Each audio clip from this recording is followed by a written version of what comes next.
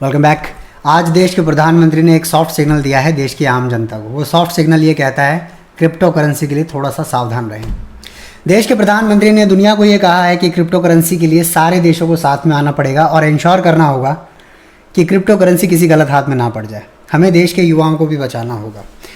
पिछले कुछ दिनों की अगर आप रिपोर्ट्स उठा के देखेंगे तो पाएंगे कि समय समय पर आरबीआई ने, फाइनेंस मिनिस्ट्री ने या बड़े बड़े सोर्सेज ने सॉफ्ट सिग्नल्स दिए हैं क्रिप्टो करेंसी के बारे में। कुछ सिग्नल्स तो यहाँ तक है जो कहते हैं कि देश अपना खुद का digital crypto currency platform launch कर सकता है, इनफैक्ट क्रिप्टो करेंसी लॉन्च कर सकता है।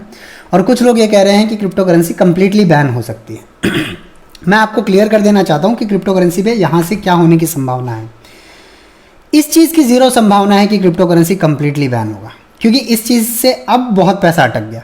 ये चीज़ अगर आज से 10 साल पहले की जाती तो शायद हो जाता कि क्रिप्टो करेंसी नाम की चीज़ को हम एक्सेप्ट नहीं करेंगे, बिटकॉइंस को हम एक्सेप्ट नहीं करेंगे।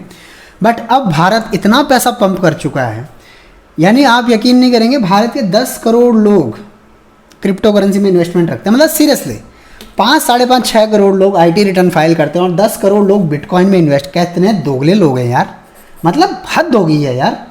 80 करोड़ को सरकार फ्री खाना खिला रही है लेकिन टैक्स नहीं भरेंगे वो 4 करोड़ जो बिटकॉइन में इन्वेस्ट कर रहे हैं। खैर जाने देते हैं। बिटकॉइन में इन्वेस्टमेंट 2030 तक भारत की तरफ से $241 मिलियन होने की संभावना है। 24 करोड़ डॉलर, मतलब बहुत पैसा है। 17-18 अरब, पता नहीं कितना ही रुपया, भगवान ही जाने कितना रुपया। लेकिन इन सारी चीज़ों के बीच एक चीज़ ध्यान रखिए अगर आप बिटकॉइन में इन्वेस्ट करते हैं। पहली बात, मैं उन लोगों में शामिल हूँ जो बिटकॉइन का फ़ैन नहीं हूँ, ठीक है। और मैं ही नहीं, काफ़ी बड़े बड़े लोग हैं जो बिटकॉइन के फ़ैन नहीं हैं, including Bill Gates, Steve jobs नहीं, माइक्रोसॉफ्ट वाले वो बिल गेट्स आई थिंक, या इसके अलावा वॉरेन बफेट हैं। I don't have any bitcoin. अगर भारत के करोड़पति अरबपति बिग बुल की बात करो, राकेश झुनझुनवाला की, उन्होंने भी कहा है कि वो बिटकॉइन ऑन नहीं करते हैं। हालांकि कुछ लोग ऑन करते हैं, एलॉन मस्क करते हैं, लेकिन ये आप पे है कि आप किन लोगों की बात सुनना चाहते हैं। क्या उन यूट्यूबर्स, फेसबुक वालों की बात सुनना चाहते हैं जो करोड़पति बनने के सपने आपको बेच रहे हैं बिटकॉइन के नाम पे, या आप उन लोगों को फॉलो करना चाहते हैं जो लिटरली करोड़पति हैं फिर भी बिटकॉइन में इन्वेस्ट नहीं कर रहे हैं।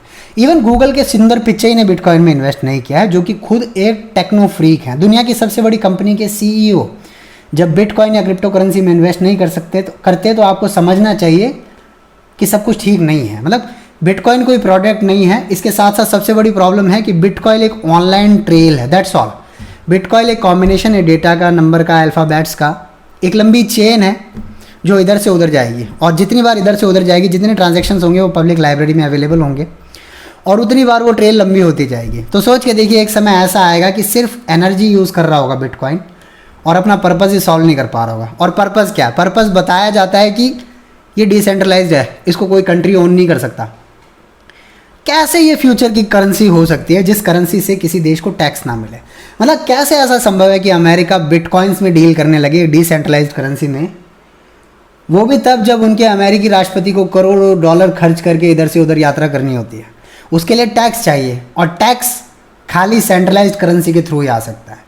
मैंने कहा बिटकॉइन कंप्लीटली बैन होगा, इसकी संभावना 0 है। किस चीज़ की संभावना ज़्यादा है? अगर आपके पास बिटकॉइन है तो आप उसको अपने बैंक अकाउंट में लेंगे या बैंक अकाउंट से बिटकॉइन करेंसी खरीदेंगे, क्रिप्टो करेंसी, उस पर हैवी टैक्सेस लगाया जा सकता है, ठीक है। सरकार अगर कुछ साल पहले ध्यान दे देती तो इतना पैसा भारत का इन्वेस्ट नहीं होता। अब इतना पैसा इन्वेस्ट हो चुका है, इतनी एनर्जी इन्वेस्ट हो चुकी है, इतना बड़ा नेटवर्क बन चुका है, अभी हमारे जी का जंजाल बन गया।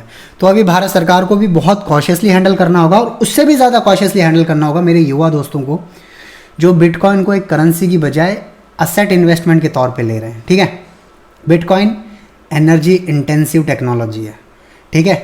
एनर्जी क्राइसिस है, कार्बन उत्सर्जन कम करना है, ठीक है। पेट्रोल, डीजल हमारे पास नहीं है, हमारे पास बिजली नहीं है, और क्रिप्टो करेंसी नाम की अलग बिजली ये देश दुनिया अफोर्ड नहीं कर सकती। बेवकूफ़ों, थोड़ा सा दिमाग अप्लाई करो।